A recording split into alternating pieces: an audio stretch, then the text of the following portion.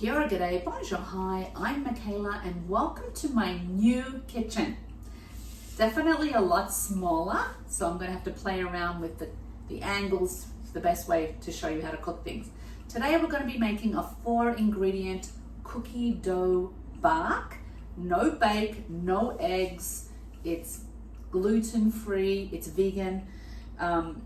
It's vegan if you use vegan chocolate chips. I happen to use a mixture of dark and milk. So we're going to take some almond flour. We're going to mix in some coconut oil, which I didn't get any. I thought I had. So I have olive oil, some maple syrup, and some chocolate chips. And we're going to mix it all together. I'm going to put it in a pan. Now, if it's a bit too dry, you want to add some more oil, and if it's too wet, you're going to add some more almond flour. It will be a little crumbly, but you just want it to hold together, and we're going to put it in the freezer till it sets. So I see this one is going to be a little bit too dry, just a tad. So I'm going to add a little bit more olive oil to hold it together, or you'll add more coconut oil. And this is a nice little sweet treat. Keep it in the freezer, just take it as you need it. Okay, so it's coming together nicely. So I'm just going to spread it into my tin.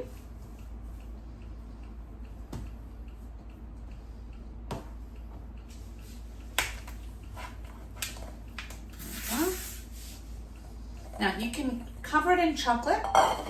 I'm not going to put chocolate on the top, but you can melt chocolate and cover the whole thing in melted chocolate. And you would do that now after you've patted it down. I'm just going to keep it plain. I'm going to pat this down and we're going to pop it into our freezer until it sets.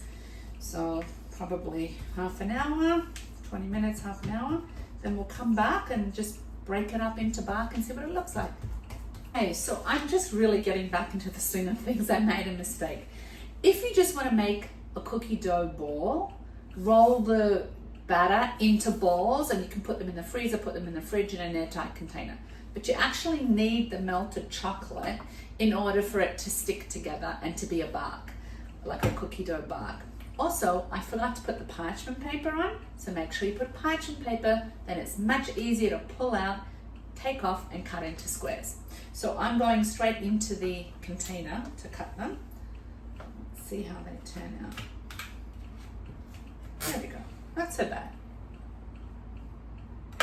So you've got the cookie dough on the bottom and the chocolate on the top. You can cut them into slices and keep them in the freezer, and then you have a really delicious snack, a sweet treat. Remember, I mean, it still has sugar in it, but it's not the refined sugar, and super easy to make. So just remember, if you want the balls, you don't need the chocolate.